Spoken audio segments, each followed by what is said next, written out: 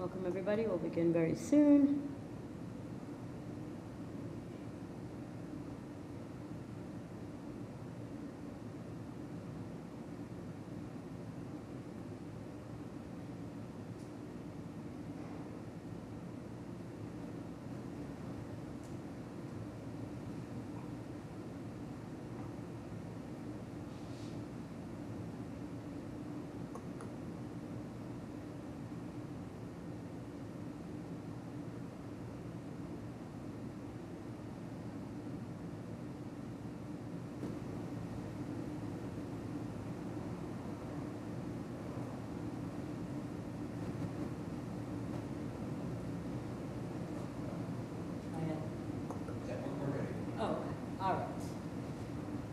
Okay. Welcome to the Advisory Board meeting of the Disability Commission. This meeting is being recorded and it will be posted on YouTube. Closed captioning is available. You can access it by clicking on the CC button at the bottom of the screen. And if you have trouble accessing it, please chat one of us from the Disabilities Commission staff for assistance. ASL interpretation is also available. If you would like to have the ability to multi-pin the interpreters, please chat the disability staff for assistance. And remember to refrain from interrupting the ASL interpreters to allow time to let them finish translating before speaking. Per the agenda, public input is near the end of the meeting. Residents will be given 2 minutes for questions or comments. If you have a question or comment before that, please use the chat. And if there's time, we may be able to answer it before the public input period. Please use the Zoom raise hand function if you wish to speak and wait to be recognized to begin. And please identify yourself before speaking. This increases access for blind, low vision attendees. And with that, I'm going to pass it to the Disabilities Commission Advisory Board Chair, Jerry Boyd. That's quite the mouthful, Colleen. Thank you so much. And welcome to the June Disability Commission Advisory Board meeting. Now it's time for introductions. I am not always great about recognizing board members or seeing board members, so if I miss anybody, please, don't be shy. And as of this moment, I don't believe we have a quorum, so hopefully some more folks will join as they can. I'm going to ask Olivia to introduce herself. Hi, my name's Olivia Richard. I am the Vice Chair for the Disability Commission Advisory Board, and I am from Brighton. Great, and I should say that my name is Jerry Boyd. I am the Chair of the Disability Commission Advisory Board. As Colleen mentioned earlier, I am from the neighborhood of West Roxbury, and I am a white male with salt and pepper hair and a green Jason Tatum Celtics jersey on.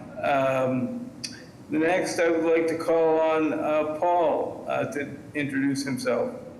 Hi, my name's Paul Karen. I live in the West End, and I serve as of the executive committee, as the advisory board, as a mental health advocate. I am a Caucasian male with salt and pepper hair. Tonight I'm wearing a green shirt, and thank you for the opportunity for letting me serve. Thank you, Paul. Next, I'd like to hear from Tara, please. Hi everyone, I'm Tara Southard. I live on the JP Roxbury line. I am a woman, Caucasian, of short stature, and I wear glasses. Great.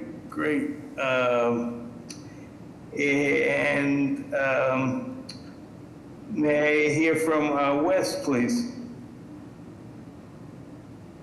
Hi everybody, this is Wes signing.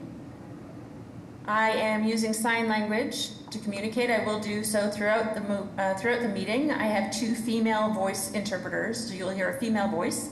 But I myself am a Caucasian white male. I've got short hair, and I'm wearing a black shirt. And I live in the North End. Thank you very much. Great, and I think that's all the board members online currently. Correct me if I'm wrong, Colleen. Paulette Durrett has joined.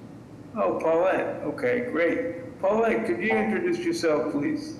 Good evening, everybody. My name is Paulette Durrett, and I live in the Mattapan section of Boston, and I've been on the board for 3 years. Great. I'm an African-American female. Thank you. And Colleen, correct me if I'm wrong, I believe with Paulette joining that we do now have a quorum, is that correct?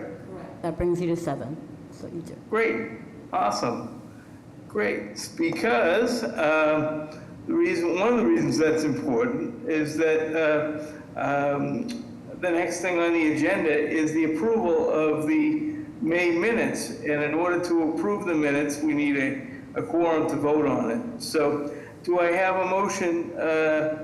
Do I have someone who could make a motion to approve the May minutes of the Disability Commission Advisory Board? This is Paul. I make a motion to approve the May minutes. Any seconds?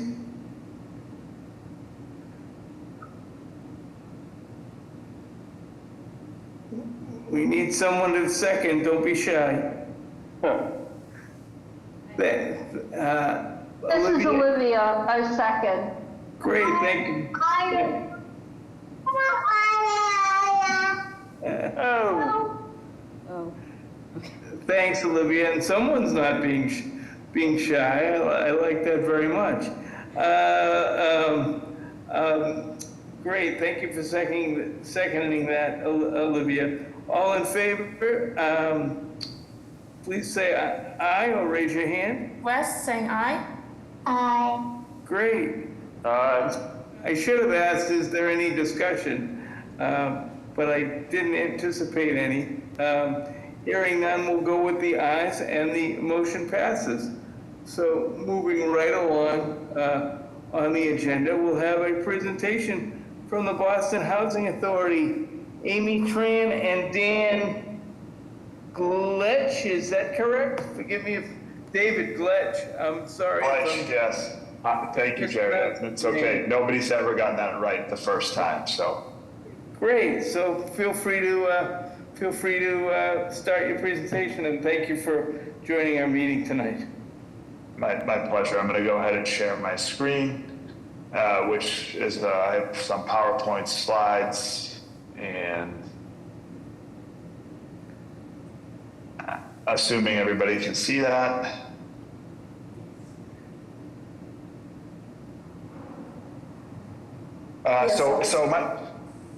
Great. So, hi everybody. My name is David Gleisch. I'm the Caucasian male.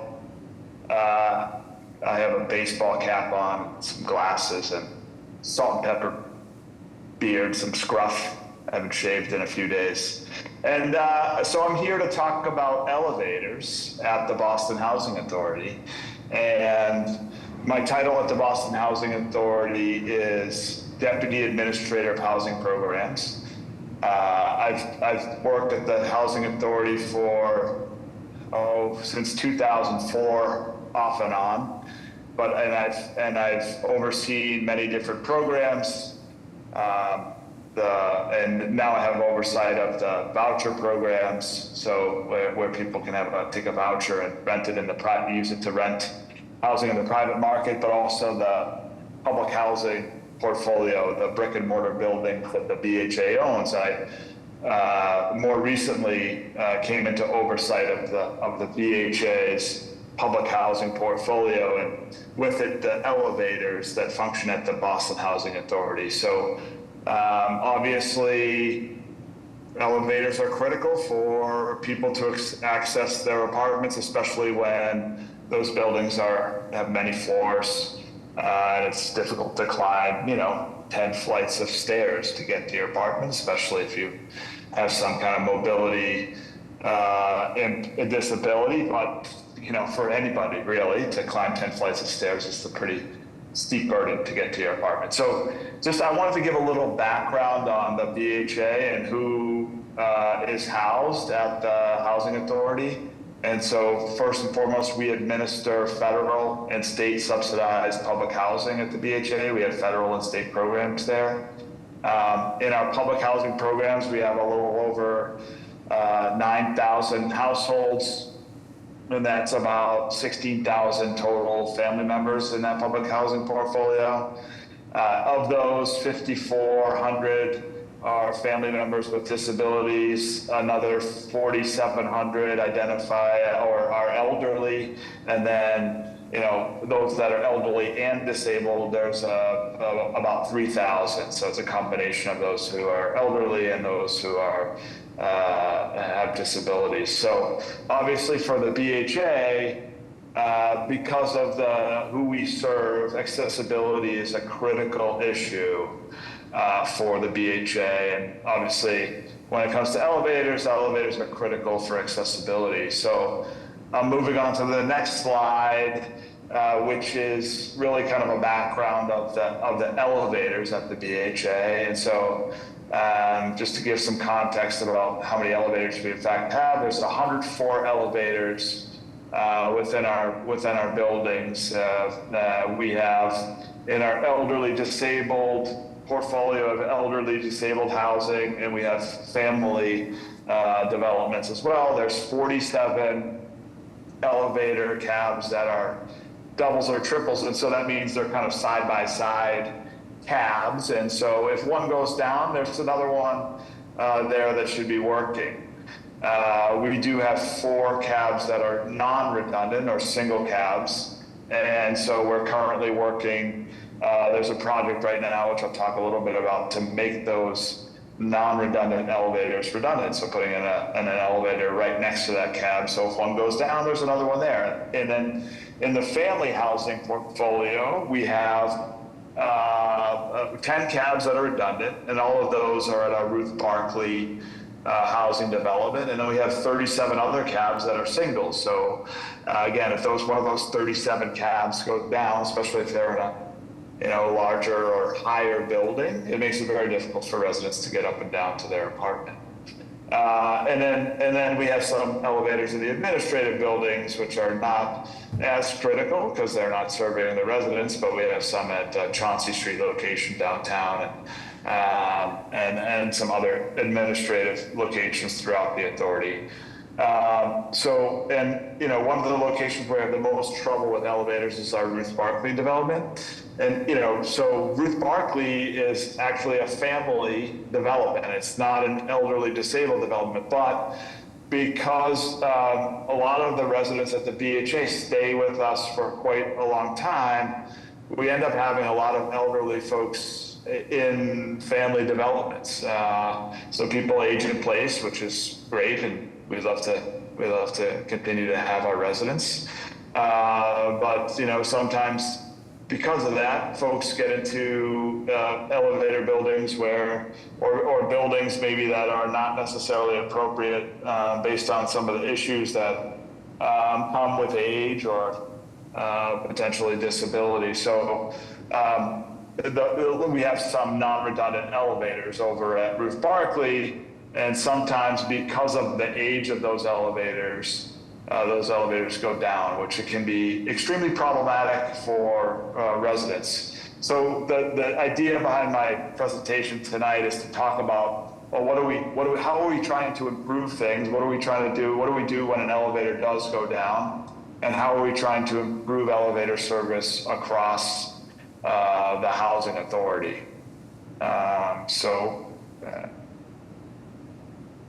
So first and foremost, obviously, if we had unlimited money, we would not have any problems with our elevators. But elevators, unfortunately, it turns out, are a very expensive thing to upgrade, to modernize, and to repair. And the Boston Housing Authority is an underfunded agency. And to provide some context to that issue, The BHA across its portfolio has about a $1.5 billion in capital needs. So those are things that need to be repaired in its buildings. But the federal government only gives us about $30 million a year to address those needs. And so the BHA has to be very kind of, we rely heavily on those federal allocation of dollars. We try to, get money in other ways. And actually the city of Boston has been extremely generous with funding some of the projects that I'm going to talk about in more detail. But essentially the BHA spends money on elevators in three separate ways. Number one, we have capital projects, which are things that we say, okay, we're going to spend that 30 million of capital dollars that we receive. We're going to spend X amount on this particular elevator project. We also spend money just like through ongoing maintenance. And then oftentimes we spend money to improve elevators through emergency work when something goes down, but we don't have time to plan through the capital planning process. And so I'm going to give some more detailed examples of those. So first and foremost, right now we're planning on spending approximately $7 million at Ruth Barclay to update, to modernize and upgrade the high-rise buildings, which is a project currently in the design phase. So we have an engineer basically assessing the high-rise elevators, telling us what will need to be done, and that's coming to completion. And soon there'll be some documents going out to bid to actually modernize those elevators, the high-rise elevators at Ruth Barclay. One of the high-rise buildings is already undergoing an upgrade, and that's at 42 Harrison Archway. There's two elevators there, so it's a high-rise building. One of the elevators has been completely upgraded and brought back into service. The other one is currently out of service, but being upgraded as we, not as we speak, but the contractors there every day working to bring that back into service. So, but there are three other high-rise buildings at Ruth Barclay that also require significant upgrades. So that's a $7 million project plan there.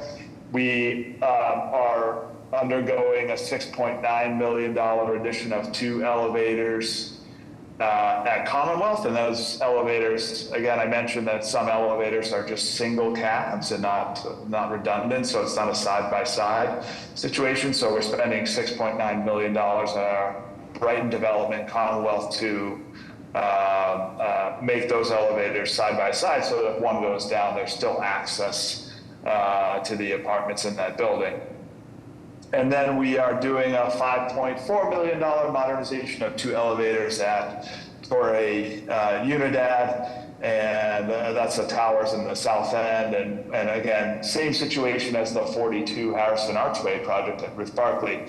One of those elevators has been fully modernized, and the other one is out of service while it's being modernized. And then we also recently completed a $1.1 million modernization of elevators at Hassan. So you can see kind of there's a lot of planning at the BHA to improve the service of our aging elevators. And you can see the significant costs that it takes to actually upgrade elevators. They are very expensive, not only to maintain, but also to repair and to upgrade.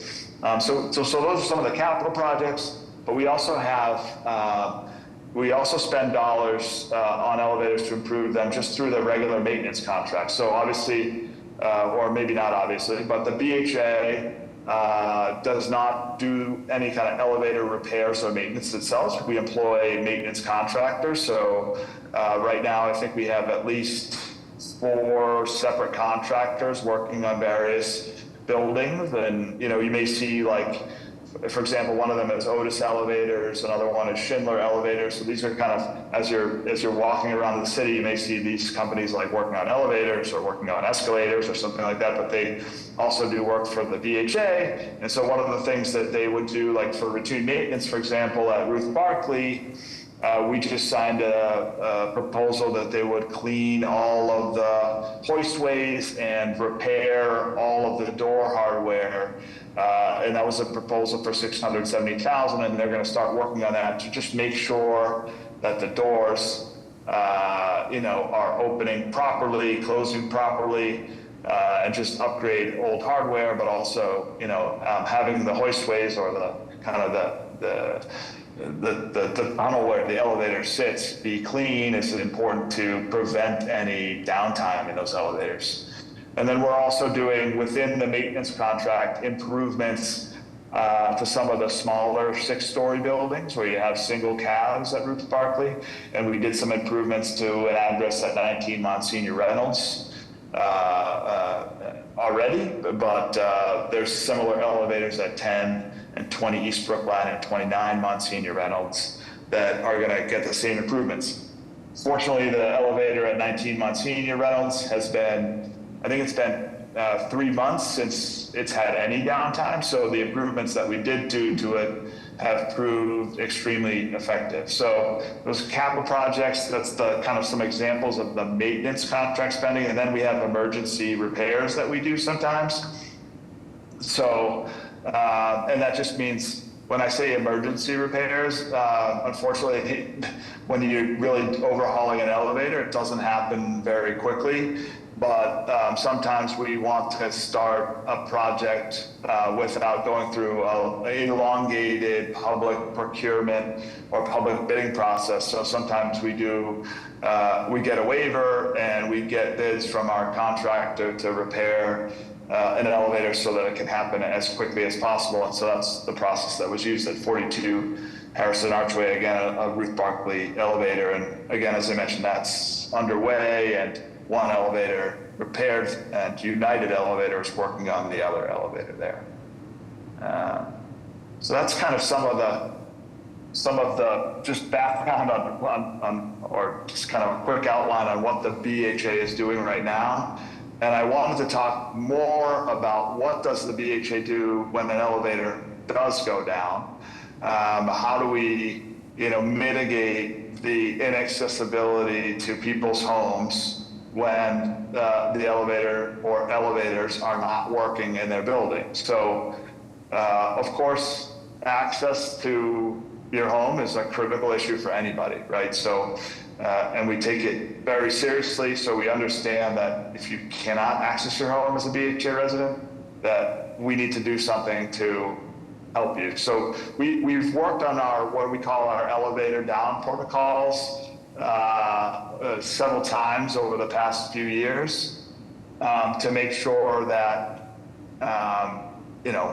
if you can't get to your apartment or if you have to take the stairs, then we have, in the elevators down for a substantial period of time, that we have staff that can help you bring groceries or whatever it is that you might need to your apartment, or assist with deliveries or packages or what have you.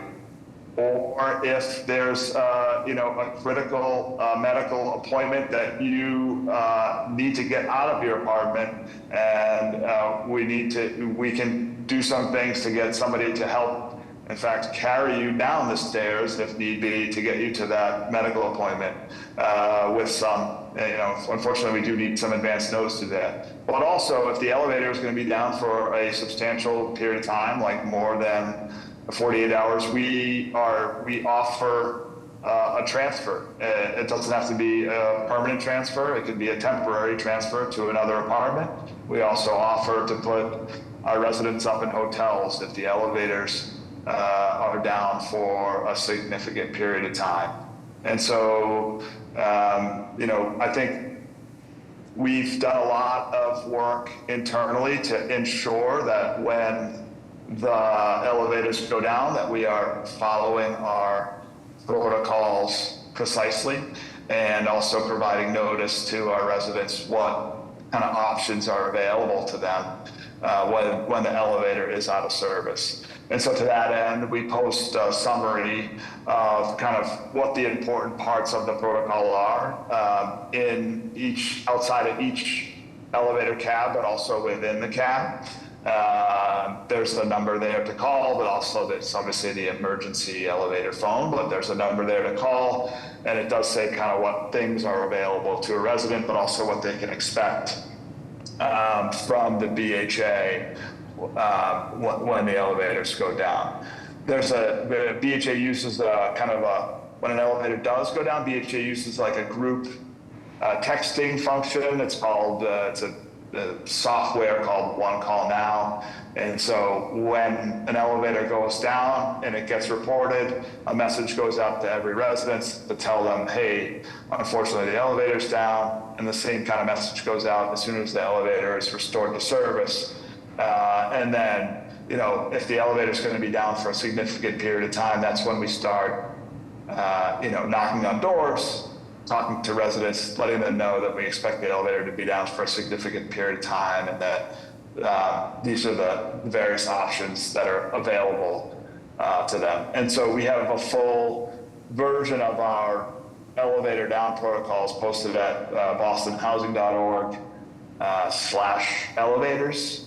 If you accidentally leave off the S, you'll still get there. So, before I open it up for questions, on the elevators, I just wanted to talk about some other areas of kind of maintenance and systems improvements that we are trying to make that I think also help with elevators, but just kind of living conditions generally at our developments. Number one is that oftentimes with elevators, sometimes vandalism or unauthorized occupants can be an issue in terms of why the elevators get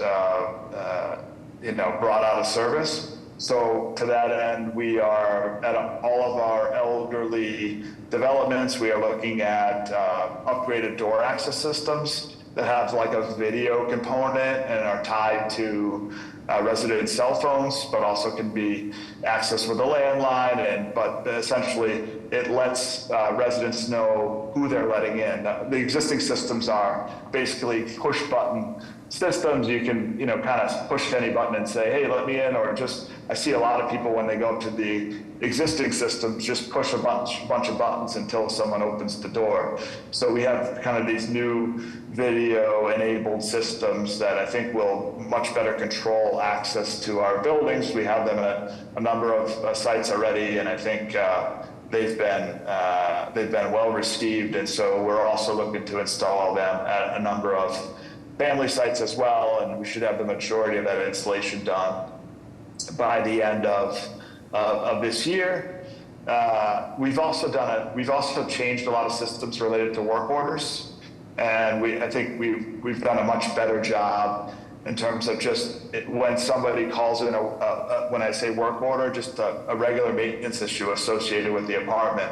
We've done a really good job in the past year bringing those numbers down. And in fact, when we came out of COVID, we had a significant backlog of work to do in units. We were around 17,000 work orders in our portfolio, and now we are down right around 1,300 work orders across our portfolio. So a dramatic reduction in work orders. And I think that's done a lot to kind of gain some faith from our residents in our ability to actually resolve problems as they arise. The other thing that's been extremely helpful in terms of communication is that all of our maintenance staff now have cell phones, so they're much quicker to respond to issues, but also much easier to dispatch. Another, I think, really improvement that's been helpful to residents is we no longer require residents to go to the office to complete their annual recertification. We allow kind of digital remote recertifications if that's something that our residents want to take advantage of. And lastly, we've really tried to kind of improve over the past couple of years, improve our customer service systems. And so that means we've put some new management in place of the work order center, and you can reach the work order center. That's anytime you have any kind of maintenance issue at our public housing sites. you call 988-4357, which is 988-HELP.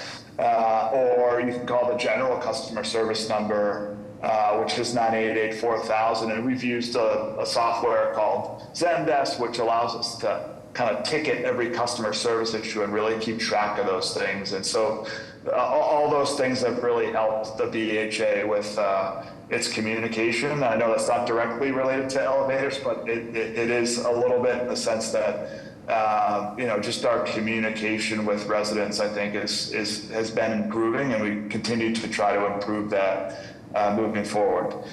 So that, I think, concludes, yes, my portion of the presentation. And so I think that's a good time to pause and ask folks if they had any questions about elevators or about any of the stuff I talked about in the past 15 minutes or so.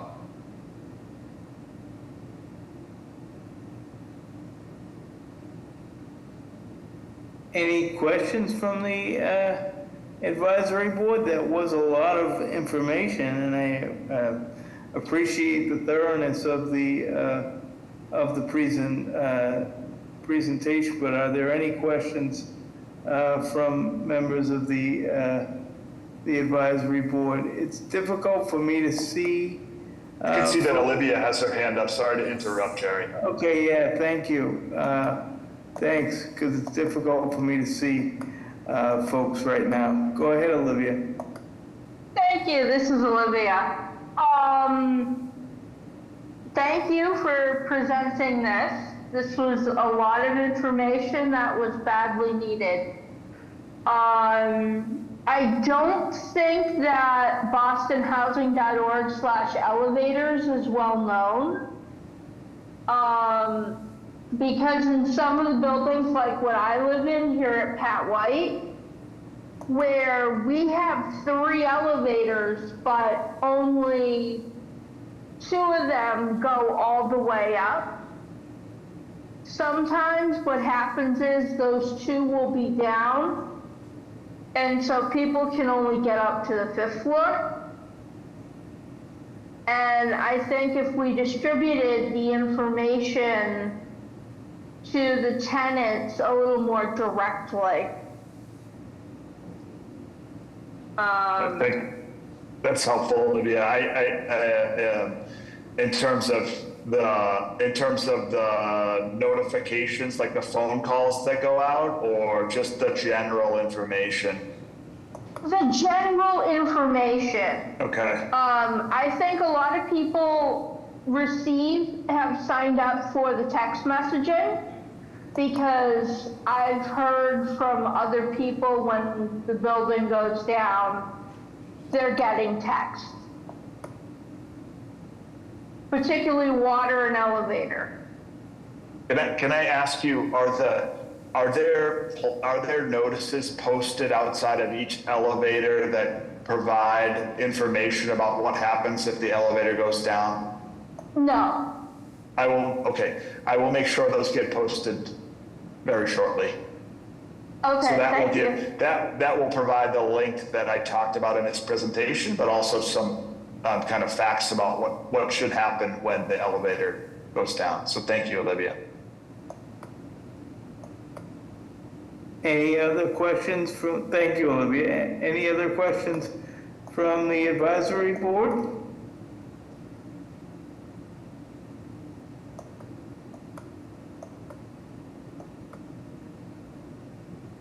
I don't see any at the moment. Looks like Commissioner. Actually, Commissioner McCosh has her hand raised. Go ahead, Commissioner. Thanks, Jerry. Hi, David. Thank you so much for putting together this presentation. It was extremely thorough and informative, and we really appreciate it.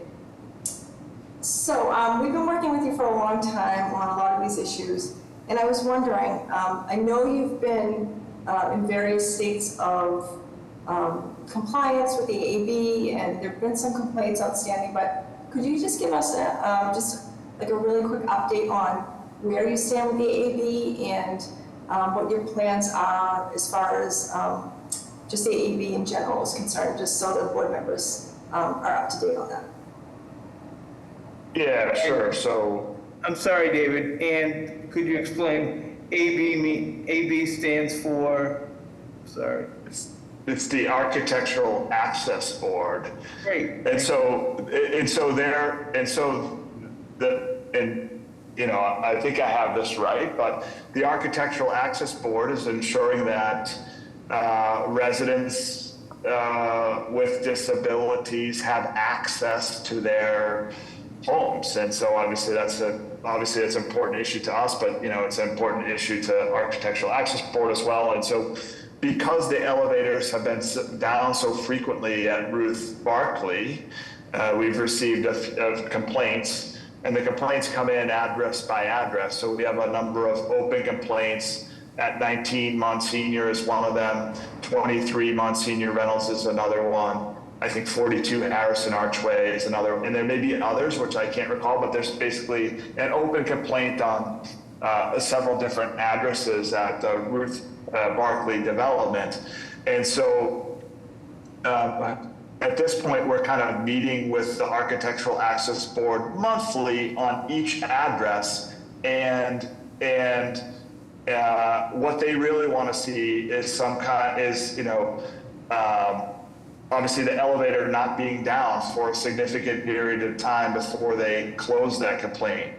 So we've done a lot of work with our contract vendors to make sure that the elevators don't go down. For example, at 19 Monsignor Reynolds, which has an open complaint, I mentioned in the presentation that the elevator has not gone out of service for I think almost 3 months now.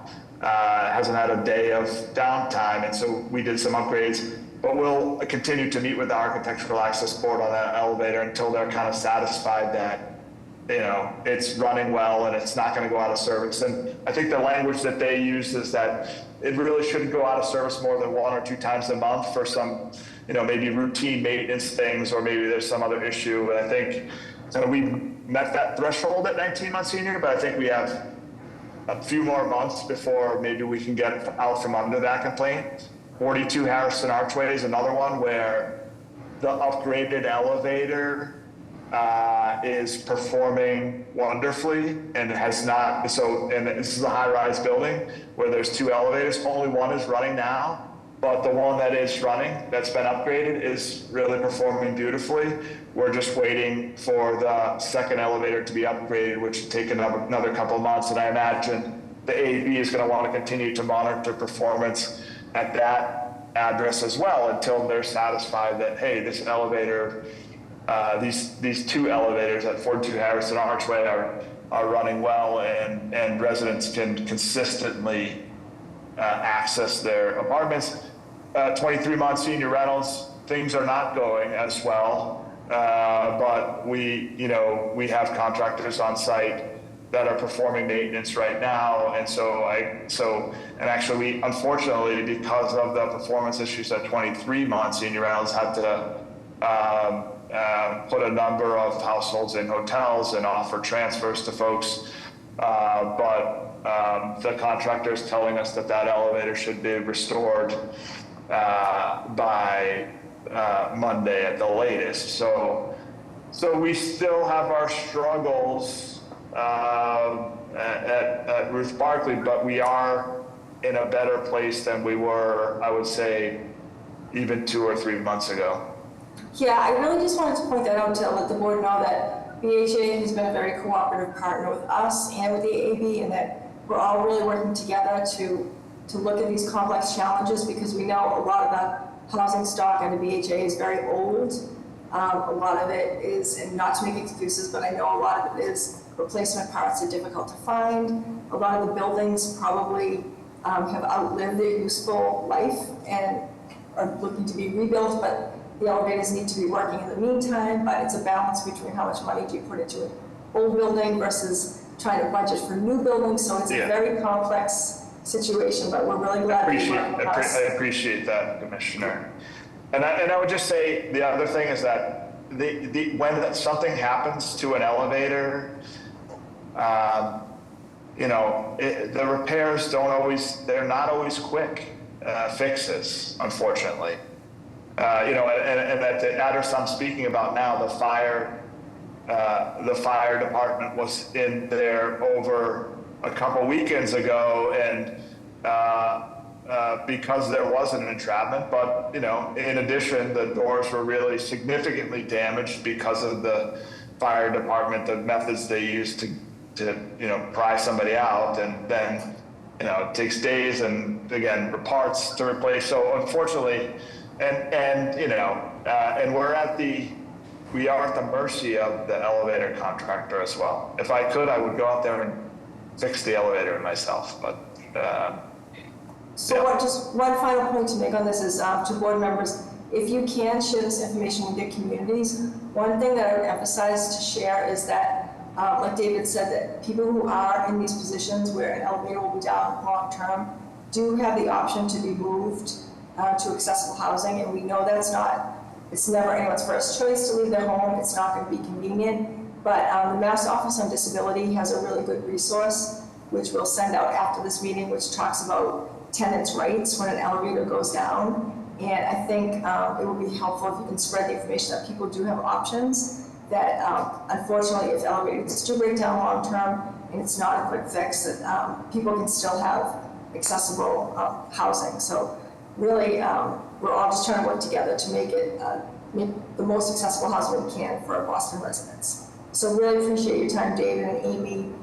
Look forward to working closely with you as we move forward, and working with the AAB to wrap up all these issues so that we're all in good shape.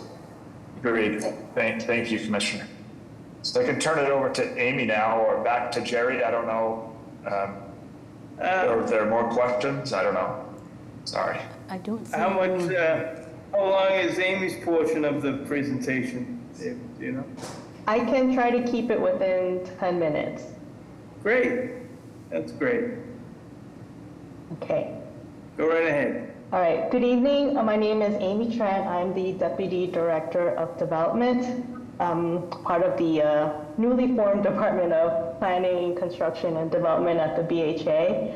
My department is involved with redevelopment and comprehensive renovation efforts at our BHA properties. I'm a Asian female, black hair, glasses, wearing a white shirt. Thank you very much for having me join the meeting this evening. I'm here to give an update on our redevelopment efforts.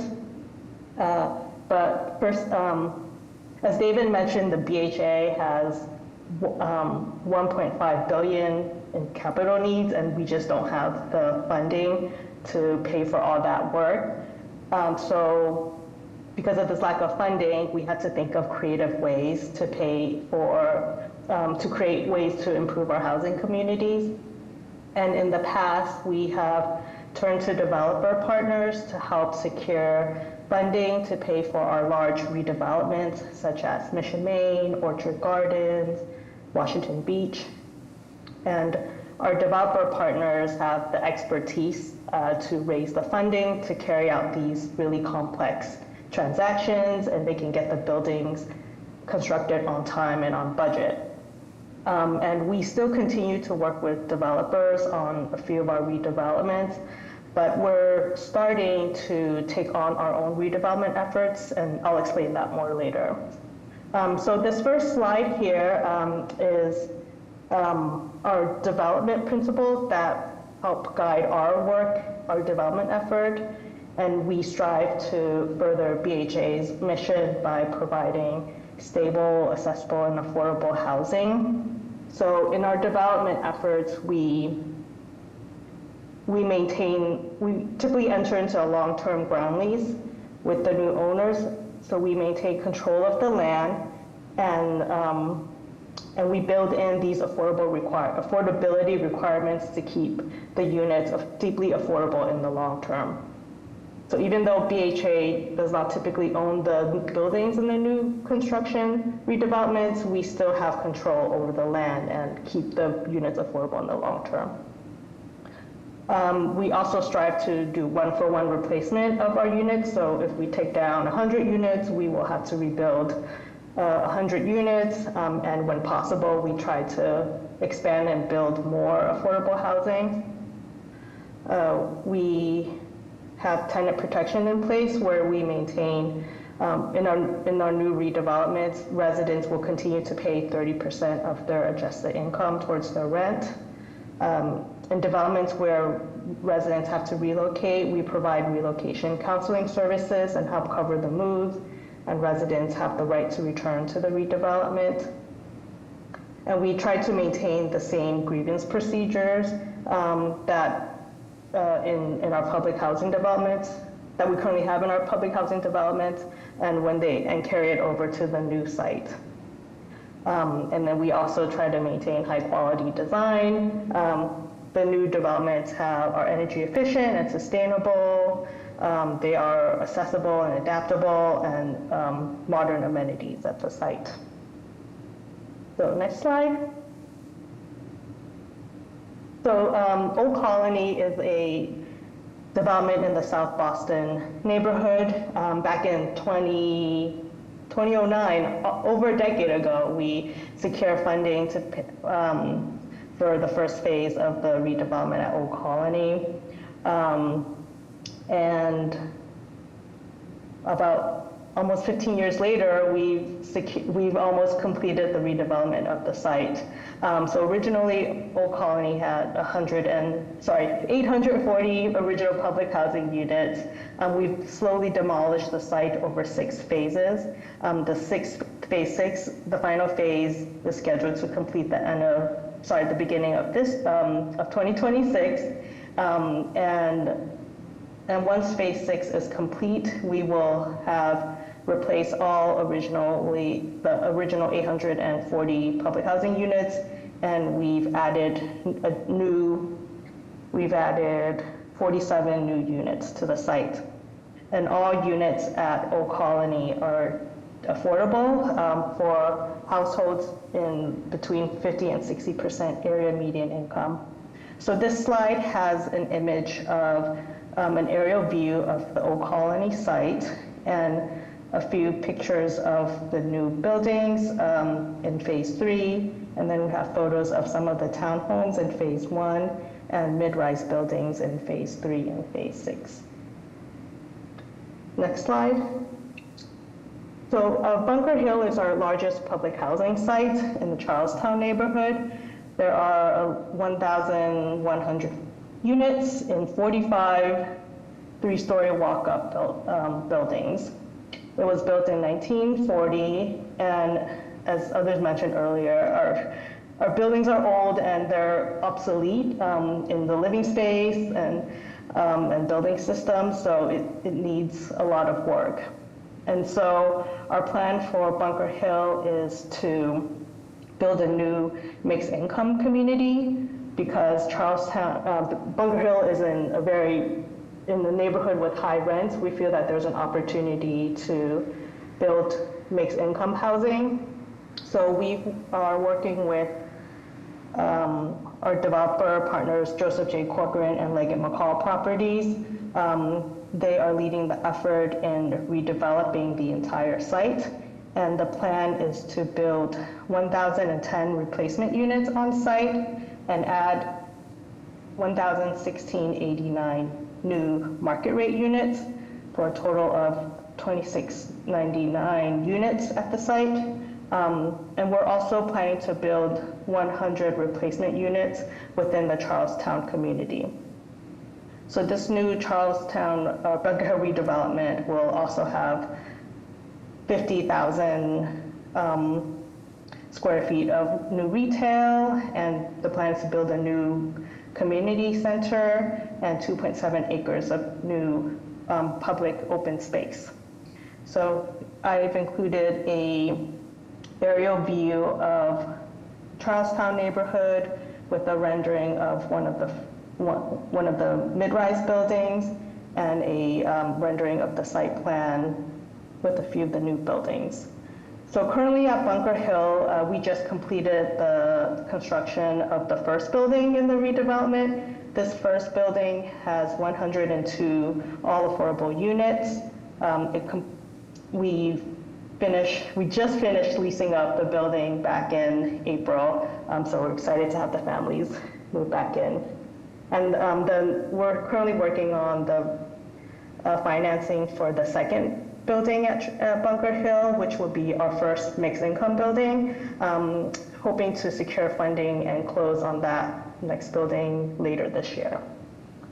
Next. So Mary Ellen McCormick is similar to Charlestown, where it's our oldest public housing, and also one of our largest public housing site with 1,016 units. It was built in 1936, and also in distress and in need of improvements. And so Mary Ellen McCormick is located in South Boston, another neighborhood with high rents where we feel like we could leverage the market and build new, replace the existing units and add new market rate units to the site. And so for Mary Ellen McCormick, we are partnering with Wynn Communities. And right now we're focused on redeveloping the first half of the site, where we plan to replace 572 units and add 793 market rate units, totaling 1,365 units. This will also include 44,000 square feet of retail space and a new community center, as well as 2.3 acres of open space. For Mary Ellen McCormick, we just closed on the financing for the first building. This first building is all affordable, 94 units, and it's scheduled to complete fall of 2026. Next slide. So Faneuil Gardens is a state public housing site in the Brighton neighborhood, also built in the 1940s. The Faneuil Gardens currently has 258 units in 10 buildings. BHA is partnering with the community builders, where we plan to demolish the site in 10 phases and to replace all 258 units and add new income restricted units to the site. So in total, there will be 445 new units. And the new affordable units will be income restricted between 30 to 120% area median income. So right now, the community builders is trying to secure funding for the first phase of the redevelopment, which will be 110 units. So we're hoping to break ground for this first phase sometime in 2027. Next slide.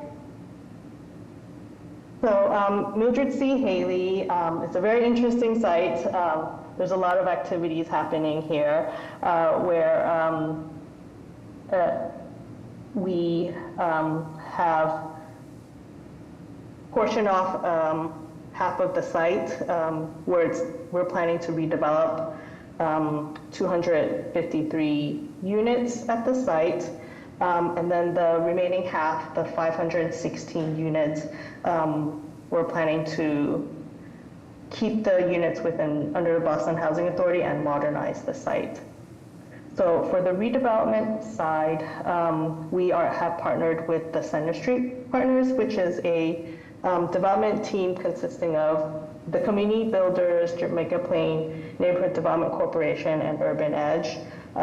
They are leading the development effort to replace the 253 units at Mildred C. Haley, and also adding new income restricted units. And these new units will be between 30 to 120% AMI. And the first two buildings of the redevelopment is scheduled to complete later this summer, where we will bring back 91 replacement units and new affordable units. And then the remaining half of the site, BHA is planning to modernize the site. We've the city of Boston has provided $50 million to help fund this modernization work. And we just started the first phase of the modernization, and the upgrades will include new kitchens and bathroom, new appliances, new heating and cooling system, new lighting. There'll be an intercom door system, new windows, and new interior finishes. So the first building that's under construction is scheduled to complete in 2 months, and we'll slowly renovate one building at a time in the modernization phase. So here we have a site plan of the redevelopment portion of Haley, showing the existing buildings at the site, and then a rendering of what the new buildings will look like after redevelopment. And in the middle here is a image of the 2 new buildings that will be built. That'll be ready later this summer. And then the image below on the bottom left is an aerial view of the 2 new buildings coming online. And then we also included a site plan showing the redevelopment area and then the modernization area that we will slowly renovate in phases. Next slide. Okay, and then, so as I mentioned before, BHA, here at the BHA, we're starting to take on our own redevelopment efforts where we take the lead in securing funding and carrying out the, managing the construction of our developments. And so we recently received $30 million from the City of Boston that will help us renovate our elderly and disabled portfolio. This $30 million will help us leverage additional resources to pay for the renovation work.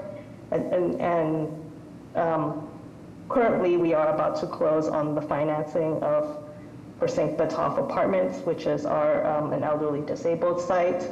And our plan is to upgrade the plumbing, heating, electrical systems at the site, make our buildings more energy efficient to reduce utility costs. We want to improve accessibility for disabled residents and visitors. The plan is to renovate common areas and renovate our kitchens and bathroom and new flooring at our unit. I think that's about it. Next slide. Here I included our contact information if you need to reach us. So I included David's email and phone number, and my number and phone number as well. Great. Thank you so much, Amy, for that presentation. Again, both you and David provided us with a lot of information that I think, as Commissioner said, that we'll be able to take back to our communities and really, share with our fellow neighborhood residents and family and friends who are in, BHA or who are considering BHA for their housing needs. So I really appreciate that. One question that I had is, and I might have, maybe should have asked this earlier too, with this, because, David used the term that you have different groups of housing. And you just mentioned toward the end of your presentation, you have the elderly and disabled, but when you were going over the redevelopment of the other sites, I assume that each one of those developments will have, a certain percentage of accessible units in them, regardless of whether the development is considered elderly and disabled. Is that correct? That is correct, yes. So in our redevelopment, 5% of the units are accessible. So to meet the Section 504 requirements. Okay, great. Thank you. Mm-hmm. Thank you. Any questions from other members of the advisory board before we move on?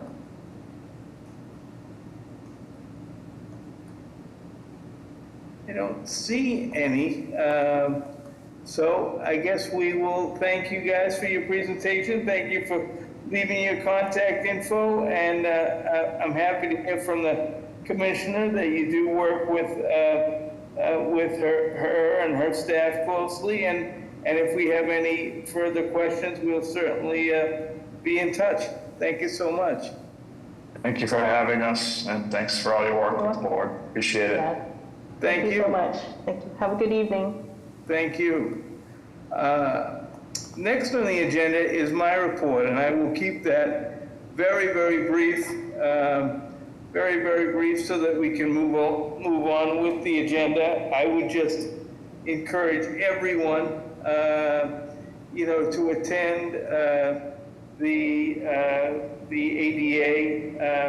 ADA 35 event coming up on July 23rd.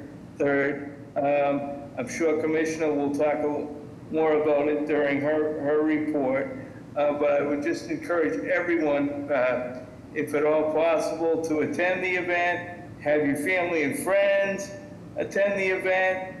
People in your existing, housing buildings, if you do live in apartment buildings and whatnot, because this event really is to highlight the need to protect the rights of all persons with disabilities and whatnot. And I think it's very, very important that we get as large a turnout as possible. The Boston Center for Independent Living is one of the big engines behind the event, as well as the commissioner and staff, and they're really putting it together. And I know it's going to be a great event. Hopefully, it won't be too hot.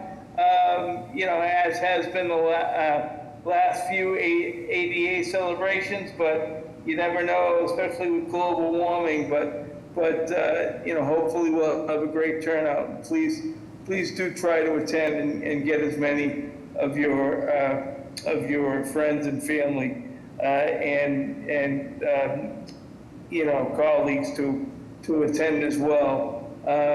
With that, I will turn it over to the commissioner for her report. Thanks, Jerry. Good evening, everybody. I am Kristen McCosh. I'm the Disability Commissioner and ADA Title II Coordinator for the City of Boston. I am a female, middle-aged woman with blonde hair and glasses sitting in my office. So Colleen is going to share slides so I can give my report. And I also want to mention before I dive in that I will be sharing my report as well as the slides from BHA after the meeting. Unfortunately, I wasn't able to get them out beforehand, but just so everybody will have a copy, we will send them out tomorrow. Okay, so we'll go to the next slide. Okay, so I'm going to start off with a few updates just from the City of Boston. So as Jerry mentioned, we know we're all in the middle of a heat emergency. It seems like they're beginning earlier and earlier every year. It's only June and already we've been over 100 degrees. So it's really important that we get this information out to the general public that during heat emergencies, the City of Boston opens cooling centers, pools, spray and splash pads, and has a cooling resources map to keep all residents safe and cool. So again, one of your biggest roles is to share this information with your communities. So make sure that you let people know that if they are too hot, if their apartments are too hot, especially during the day, that the city has options. They can find a place by looking at this map, a place close to home where they can go and cool off. Our office works with the Office of Emergency Management and the Boston Public Health Commission to create, update, and push out extreme temperature information for people with disabilities. We have fact sheets specifically for people with disabilities, those with chronic illnesses, and older adults, among others, where they have specific tips that conform to each group to help them stay safe and healthy during these types of extreme weather events. Our safety tips are available in 12 languages, which includes ASL. So we have ASL videos embedded right into the messaging online. So please be sure that you spread this information so people who are deaf and use ASL know that they can get the information right in their primary language. Another update I want to give is on Boston Open Streets 2025. The city does this program every year, and this year is no different. We will have Open Newbury Street every week from July through September, actually through December. But more weekends will be done from July to September, and then a few others through December. We also have 5 neighborhood open streets in Roxbury, Hyde Park, Dorchester, Mattapan, and Jamaica Plain. And our office will have a table at each of the open streets to give out information and resources for residents with disabilities. We work very closely with other City of Boston departments to ensure that the neighborhood is not impacted in accessibility during the open streets. Okay, next slide. Thank you, Colleen. Just some updates from our department I wanted to give everybody. So as you know, the letter that you wrote to the Abilities Expo was successful, and then the new owners responded right away, and they're interested in setting up a meeting to talk about potentially coming back to Boston in 2027 or 2028. So I just emailed the owners, and we're waiting to set up a meeting to talk about different strategies and ways we can lure them back to Boston. So again, I just want to emphasize that this is a great use of your collective power as a city board. And I hope you will continue to use this as an example, as a way to move your agenda forward over the next year. Wrapping up our Disability Community Forum from May, we always take a list of questions that we didn't get to answer and put out a Q&A document just to wrap up the event. So that document is finalized, and we'll be posting it this week. Colleen is still working on her library tour.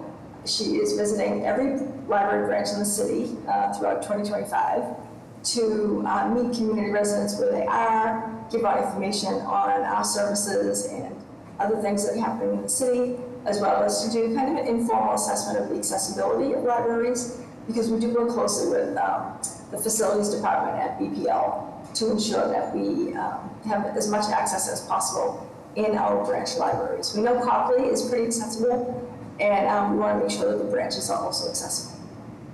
And then we've mentioned several times about the mask protocols. I know a few of you asked for information last month. We hope you were able to join, and we still want to push this out to encourage other board members to attend the monthly calls if they're available. Next slide. And then at the beginning of the year, I mentioned that I'd like to talk about some opportunities for board members to get involved in different things during my reports every month. So a couple of timely things that I thought you might be interested in. The first one is the Article 80 modernization project. So you may remember a few months ago, I think it was February, that a staff member from the Boston Planning Department gave a presentation about a program called Article 80 that the city oversees. And this is a project that looks at all the impacts of potential development, everything from traffic to shadows and noise, and every way that this development will impact the city. So one of the big pieces that we look at is accessibility. Will this project be fully accessible? Will it replace sidewalks? Will it have dining in the public right of way, or will it impinge on the sidewalks? All things considered accessible are embedded in the Article 80 review process. So we would love to invite members of our board, as well as other people with disabilities, to join a focus group. It's going to be for an hour and a half on Zoom on July 31st, a Thursday evening. And this focus group is just going to look at different materials that the planning department is trying to put out to help modernize the Article 80 project. It can be really dense and not friendly to people who aren't involved in building. So we're really trying to open up the development process so more people can give input, even if you're not an architect or an engineer. If you just live in the neighborhood and you want to know what's happening with the development, you should be able to understand it easily and give input easily. So we encourage you to attend if you're available, and also push this out to your communities. Colleen is developing a flyer which will explain it in much more detail. But really, basically, it's just an hour and a half to hear from you about accessibility of the materials that you're looking to do in this updated project. So it sounds a little dense, but hopefully it will be impactful if you are interested in getting involved. Another thing that we've talked about many times is the participatory budget. This is a group of pile of money that is available for residents to decide how to use it in the budget. So we talked about last year that you could vote on certain ideas. So that cycle has wrapped up. And now this year we are at the point where they're looking for new ideas. So we wanted to know if the board is interested in proposing some ways to spend $2 million of the city's money. The Ideas in Action piece kicks off in July and runs through February. So a lot more time to think about this, but just keep in mind that you can try to figure out what you think $2.2 million would do to make some accessibility improvements in the city. So we'll send out more information over the next coming months, but click online and take a look at it. And just try to think outside the box. Like if we can designate this $2 million somewhere in the city, where would it have a big impact on people with disabilities? I've already had a bunch of ideas I'm thinking about, so I'll send out a separate email to see if anyone's interested in exploring this a little bit further. It's really exciting. Next slide. Thanks, Colleen. So finally, as Jerry mentioned, the ADA 35 event is 1 month from today. 4 weeks from today, it's going to be Wednesday, July 23rd, from 12 noon to 2 p.m. The event is rain or shine. It's not going to be a hybrid event. It's fully in person. And as we said before, it's not our usual ADA Day celebration. We're not having a resource fair or a tent or food, but it's really going to be a rally and a march. We want to spread the word. We want to be out there in full force, loud and proud, proclaiming the need for disability rights and the need to protect the ADA, because we know we're living in uncertain times in a lot of ways, so we want to make sure that our voices are heard, that the ADA must be maintained and strengthened, and that accessibility is not on the table for any cuts. So the event is going to happen at 12 noon on City Hall Plaza with our first ever disability flag raising. We're really excited about that, so we hope everyone will come to the plaza. Get there early because we'll have t-shirts. We've done a different design this year, so we want to make sure everyone gets t-shirts. Then after the flag raising and comments from some city officials, BCIL is going to queue people up to march along Tremont Street to the Boston Common.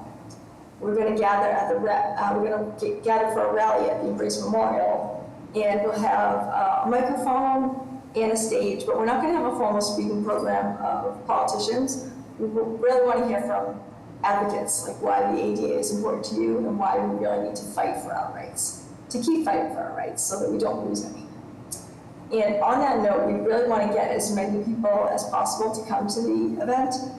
So with the ADA celebrations, on the big celebration years on the 20th, the 25th, and the 30th, we've done these collaborative events.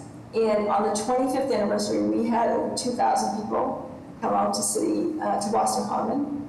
So compare that to City Hall Plaza, we get about 200 to 300 people every year. So we would love it if we get 2,000 to 3,000 people this year again. But to do that, we really need your help. So I'm going to turn it over to Colleen to talk about the outreach toolkit that she made, which is really incredible. It has a lot of resources that are easy to share and promote. So I'm going to ask Colleen to click on the link and take us through the toolkit to show how you can help spread the word. Can everyone see this toolkit? I hope you can, because I have one screen. So this is a toolkit that you all have access to, and we really encourage you to use. It includes a strong call to action that you can copy and paste and put in an email or your social media. It includes some background in case people ask you questions about the event, why we're doing it, or any logistics. You should be able to find it right in there. And then the actual outreach materials. These are tools that you can use, like I said, in emails, social media, anywhere that you seem fit. You're all connected to many different organizations and disability movement groups. Please, we encourage you to share it. Don't assume somebody else is sharing it. Repetition will help, so share, share, share. Those tools include the webpage, which is just boston.gov/ADA35. We have a registration link. Registration is not required, but it is encouraged, especially if you know people who would like a reminder a week or so before the event. We have a social media content template that we encourage you to use with the hashtag ADA35Boston. This is a sign that you can print yourself and write your thoughts about the Americans with Disabilities Act. You can share what it means to you, and there's other prompts on that sign. We also have a social media flyer that is sized so that you can post on Facebook, Instagram, and other social media platforms. And we included alt text for you to just copy and paste and include with your post. We also sized image to be shared on your stories. If you really prefer to share on stories in your Instagram and Facebook, you can click this link right here and it'll be sized perfectly for your needs. Finally, well, almost finally, we have outreach flyers that you can print. And we have a bunch printed here in the commission. So if your apartment building or local library or coffee shop, if you know of a place that this printed flyer could be posted for the next few weeks until the event, let us know, or please take the initiative yourself and print out a flyer and have it posted in your building. Those flyers that you can print are also available in languages other than English, and you can click those right here. Finally, I said almost finally last one, we have social media posts that we've already shared that you can just go on and share yourself. We also have examples that you can copy and paste and put into your own social media. Oh, and there's more. A newsletter blurb. If you guys have newsletters that you manage or write or collaborate on, you can copy and paste this and include it in a newsletter. But don't feel that you have to just do what is copy and pasted here. You can write your own newsletter blurb if you want. The ADA35 logo is also available to be shared everywhere. We have it in PNG format, which is best on digital platforms. Please make sure you use alt text, which is above in the toolkit. And we also have it in a vector format in case you wanted to print it on a banner, a t-shirt, a sign, a flag, something like that. And Colleen, can you pull up the placard to show people? pull up, Click on that link. say it one more time, the what? The placard that people can use to take a picture of. Oh, yes. It's on the link. Yes, I can do that. So,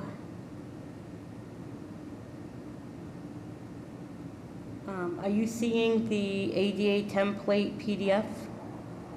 No, we just have an image of all the attendees on the screen. Uh-oh.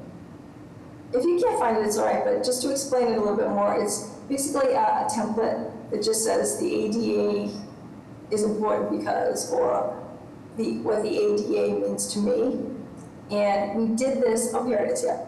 We did this during ADA 30 in 2020 because we couldn't do our planned marching rally because of COVID. So we actually just asked people to take a picture, holding up this card, filling in their own thoughts, and then we made like a virtual march of everybody with the picture. So we streamed it online and we had hundreds and hundreds of people doing it. So the more people we can get pictures of holding up this sign, it will be like a virtual march. And we'd love to get all this out before the rally. So please encourage people to fill this out, take a picture, and you can email it to disability@boston.gov, or there's an email address at BCIL you can send it to once you have it done. And I realize that was a lot of information about how you can help outreach. I'm more than happy to talk to any of you one-on-one. Like I said, we have less than a month to get the word out, so I hope to hear from you soon. Back to you, Commissioner. Yeah, and that is the end of my report. So I will pass it back to Jerry, unless anyone has any questions.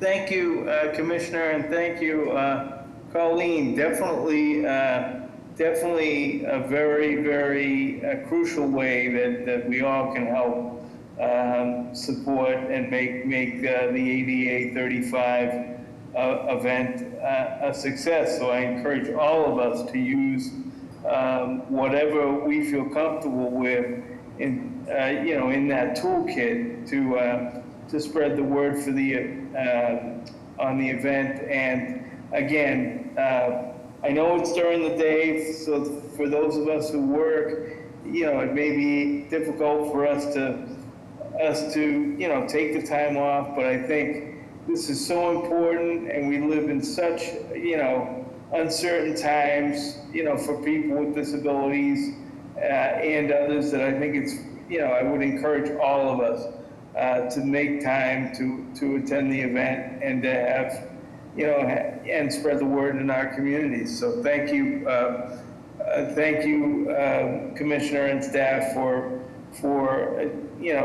doing all this logistical work and putting together the toolkit and making it easier for us to spread the word. I really appreciate that. Colleen, can you put a link to the toolkit in the chat? Yes, I can. Thanks.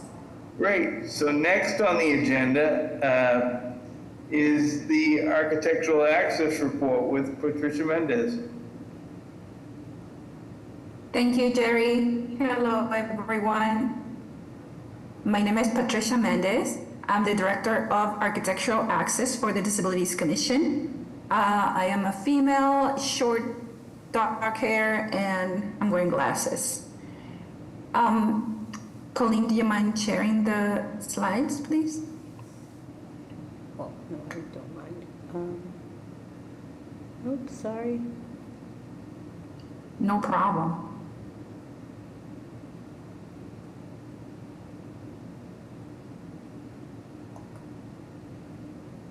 Okay, are you seeing your slides?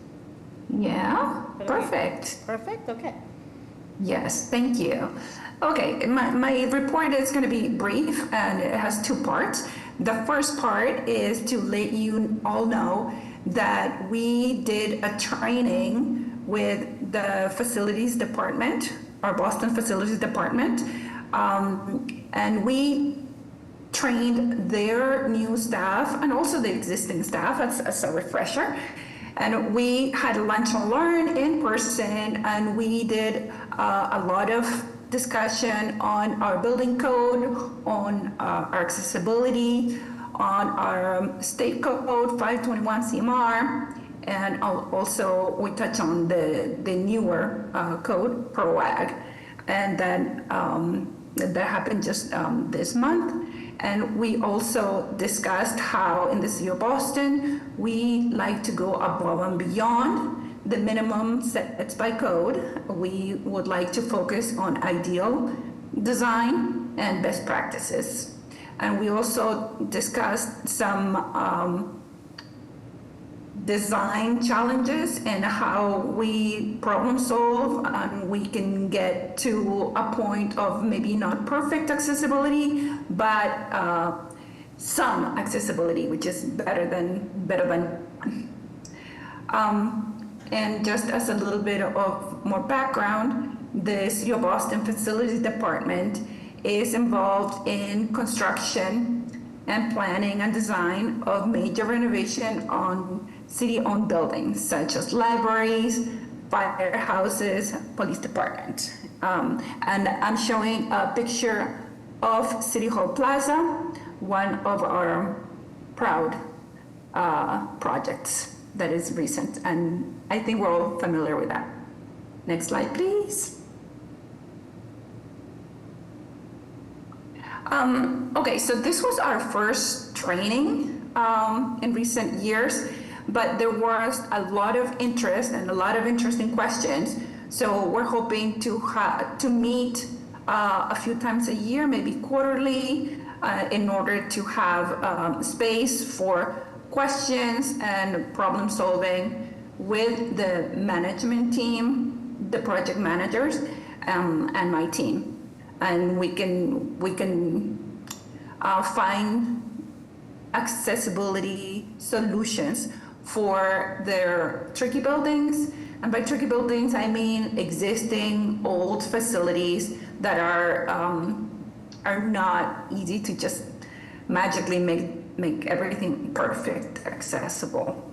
So we want to get more into variances discussions and then try to improve accessibility in their existing buildings. Next slide. Okay, so the other part of my presentation, which I'm also very proud to announce, is that our architectural access specialist, Sarah Leon, was at a national conference. Actually, it's international because it includes Canada. She was invited to present and to represent us to this big conference with cities, many cities and representatives from the National Association of Transportation Officials Designing Cities. This happened just last month in May, was short 4 days, and it convenes 1,000 public sectors, design and policy professionals to advance the state of transportation in our cities. Next slide, please. Okay, so this is a photo on the right. This is a photo where we see our Sarah Leon presenting with a big screen and some graphics. She was asked to be part of a panel called One Size Doesn't Fit All, and they discussed design problems by thinking outside the box. This panel included the city of Seattle, Boulder, Austin, and the city of Alexandria. And what Sarah particularly presented on is accessibility solution of a very common problem where we encounter trees in the sidewalk. And what Sarah presented is balancing the City of Boston goals for accessible sidewalks, sustainability goals, and increasing citywide tree canopy. So the strategy that she was discussing is our close collaboration with the public works departments and design using poured-in-place permeable materials that allow for stormwater to penetrate the surface and to irrigate the tree roots. Other strategies include tree bump outs and, as always, our interagency collaboration. Okay, so this is the end of my report, and I'm happy to take any questions.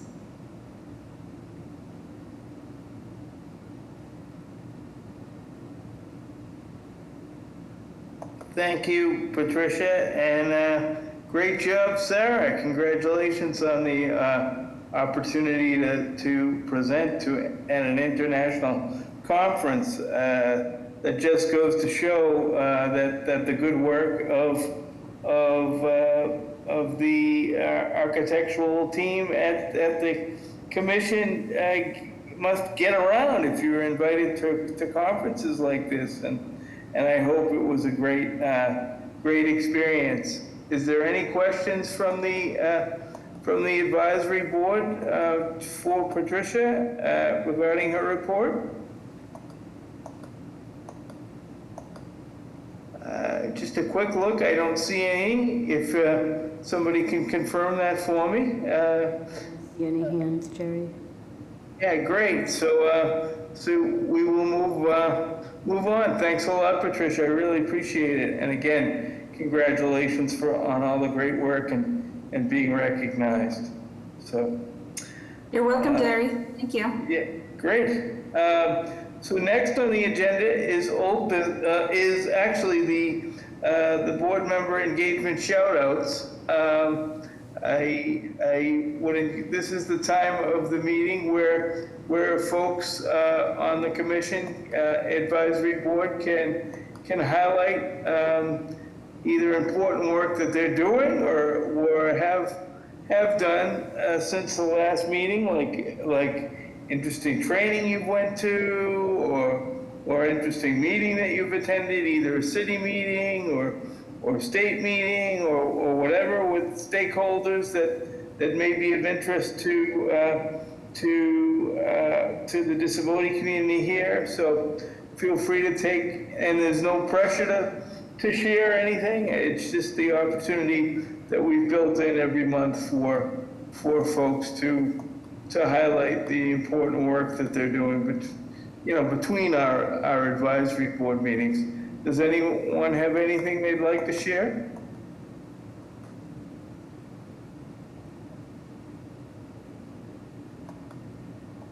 I'd like to share something. This is Paul.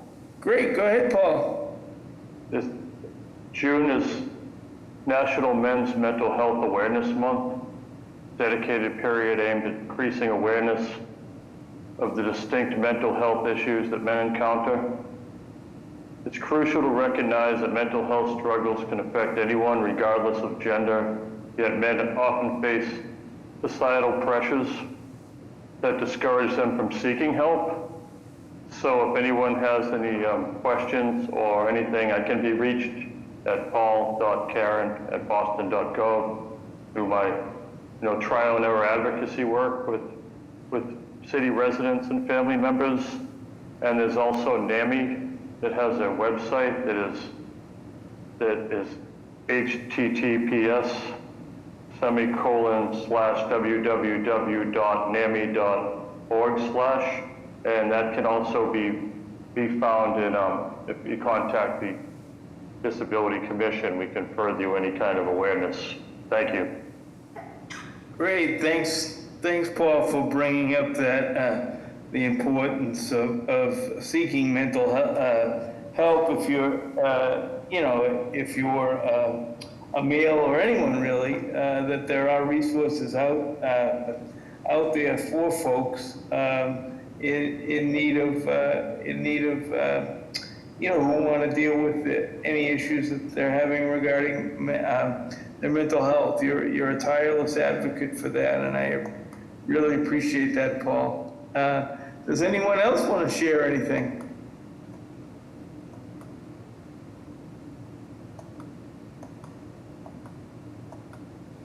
Seeing none, I will share one thing. One of our esteemed colleagues who is not here this evening will be, Carl Richardson will be on a panel discussion at WGBH tomorrow under a discussion called Disability Reframed.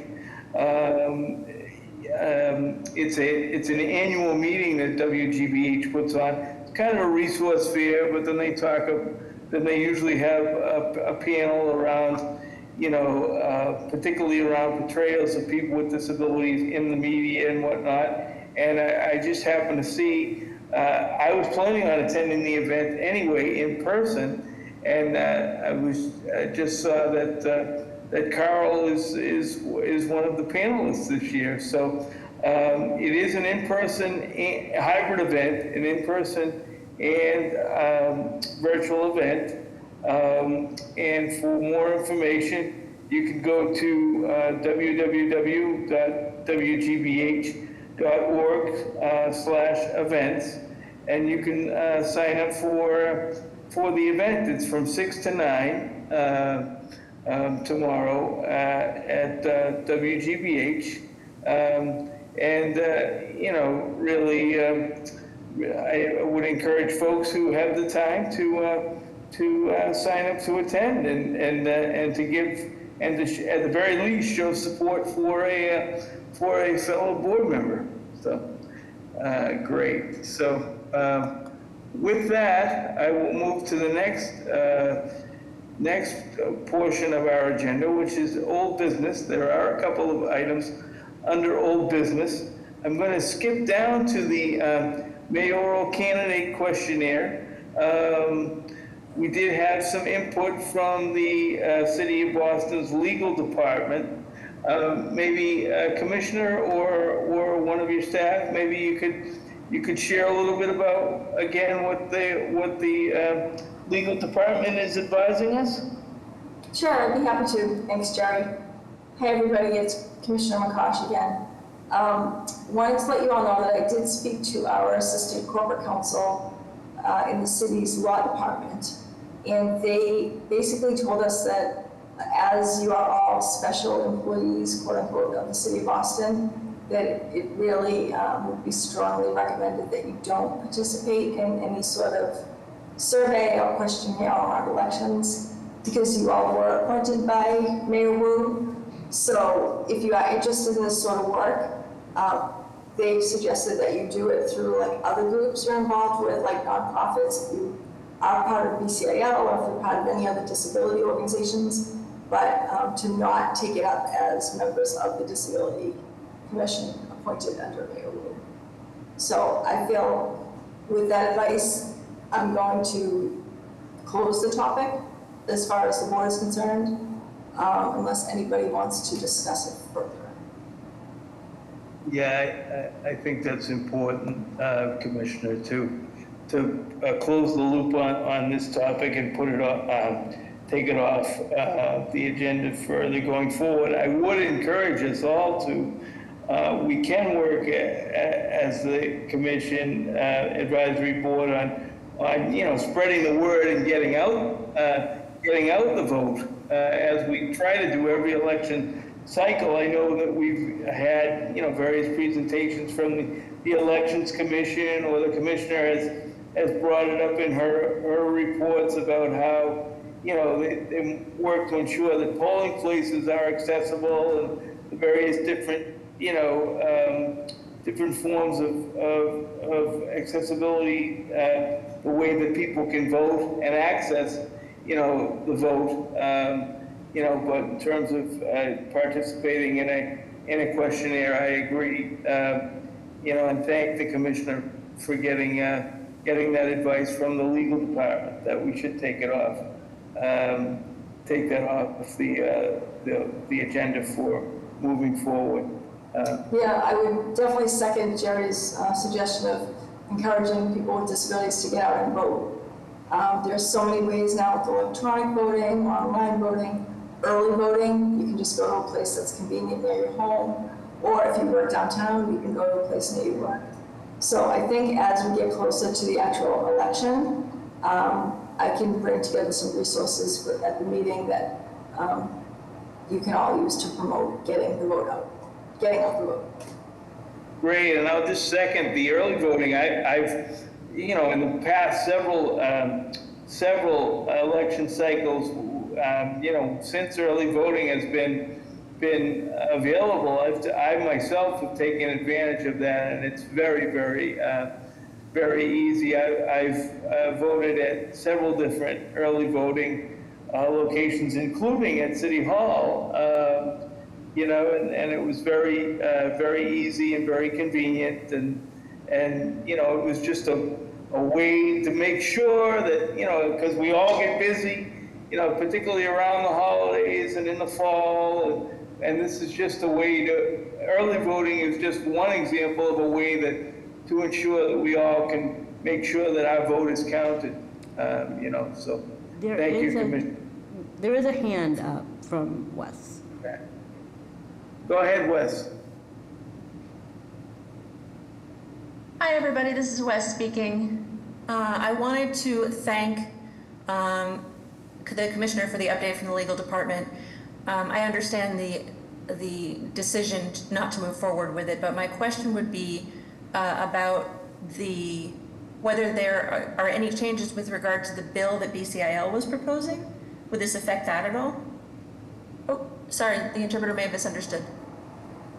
Will we be letting Bill from BCIL know about this? Thank you for the correction. Thank you. Jerry, are you in touch with Bill? Yeah. Are they working on it? Yeah, I mean, I can certainly let him know. I don't know. I did try to put him in touch with you, Wes. I don't know if he did respond or reach out to you. I don't know if that's. No, I haven't heard from him. Yeah, I don't know if it's something that's on their radar to do a survey. I can check in with him again though and see. But you know, again, as I think I mentioned in previous meetings or email communication, that doesn't, just because you know BCIL that isn't necessarily taking the lead, that doesn't mean that any other disability rights organizations that we're affiliated with or that individual members of the commission commission advisory board are familiar with, are affiliated with, you know, doesn't preclude you from working with any other organizations. So feel free to reach out to them. And again, I think the important message, you know, going forward, and as we're getting closer to election time, is to just encourage, you know, our communities to get out and vote. So. This is Wes. Gotcha. Thank you very much. Great. Next on the agenda for old business is the court captioning state bill.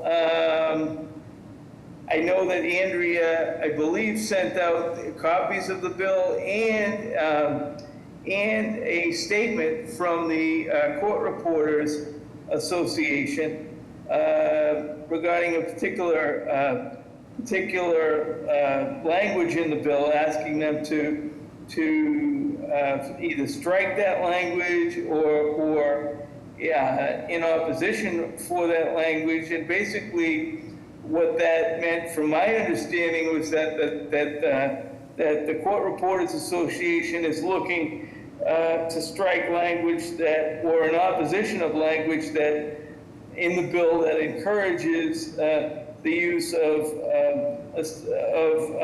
artificial intelligence like chatbot, you know, in court reporting, and they brought up several examples of where the use of AI transcription, you know, was detrimental to defendants in court cases.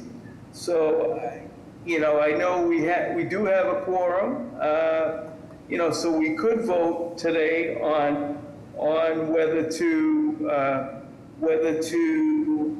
you know, draft a similar letter to you know, asking the committee chairs to strike that language and encourage them to include language in the bill to use live court reporters and not use artificial intelligence. We could you know, ask for that, or we could not vote, or we could just decide that we're not going to take up this issue at all. So I'm more than happy to you know, have a discussion right now for many members of the advisory board on what you'd like to do going forward. Any discussion on the topic? This is Wes, if I could have the floor. Go ahead, Wes. Hi, so I did review the materials that were sent, that Andrea sent, and I thought a lot about it. And I have gone to some events when I believe they were I used my live transcription app on my phone and compared it to the live CART reporter that was working in the space. And what I've noticed is that there's two differences. The AI transcription is a lot faster compared with the human CART provider and the information that they're able to produce. I think the accuracy is probably about 98% accurate for the AI. And my thoughts are that if the bill allows for AI to happen, then will those, you know, live CART providers be able to catch up, you know, whether they will be able to continue in their careers because of the difference in production? From the way I read it, communities could use either AI or a live court reporter. Someone from the commissioner's office, if you have an understanding, could you chime in?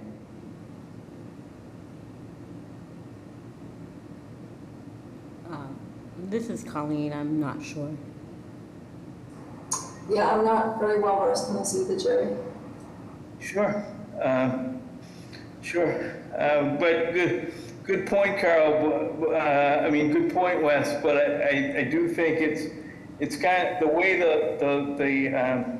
the letter was written. The way I interpret it with the materials that Andrea sent was that the Court Reporters Association was concerned that if the bill included that language, that it would mean that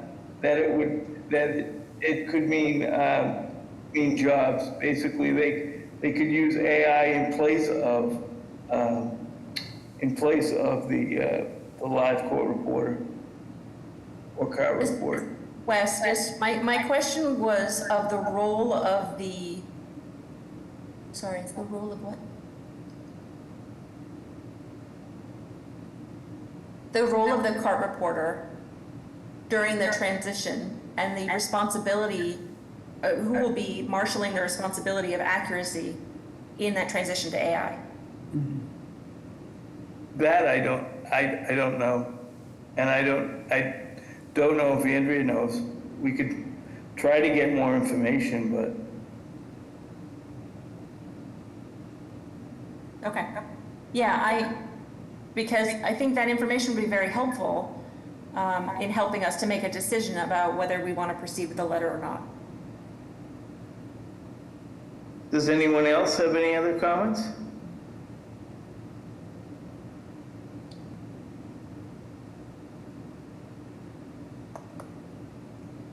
So it sounds like for right now that we are not ready to make a decision as to whether we want to sign on with another letter, either supporting the court reporter's position to strike that language, or to have any sort of comment regarding that.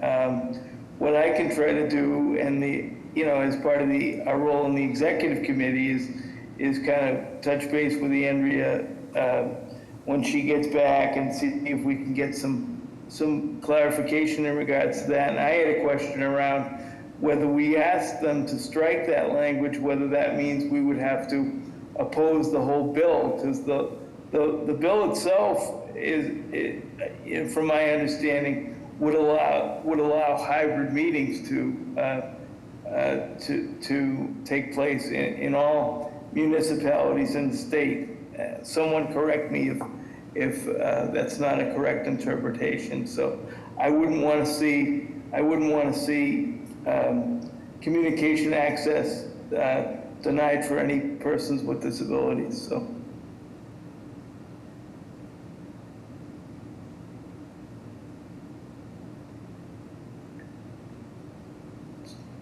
So I guess we'll table it for now, and we'll bring it up. We'll keep it under old business for next month's meeting.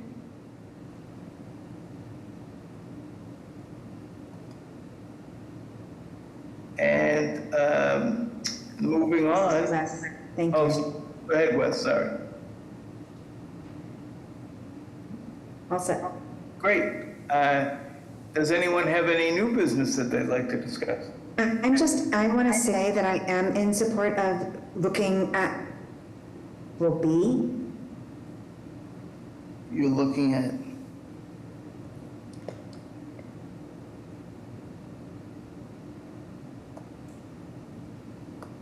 I'm just in support of the next steps for the planning of this. Great. Thank you. Does anyone have any new business they'd like to discuss?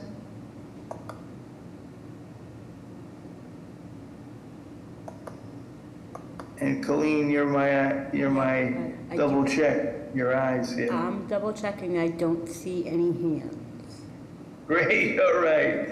And now this is the portion of the meeting that Colleen mentioned at the very start, for public input. Does any member of the public have anything that they would like to address?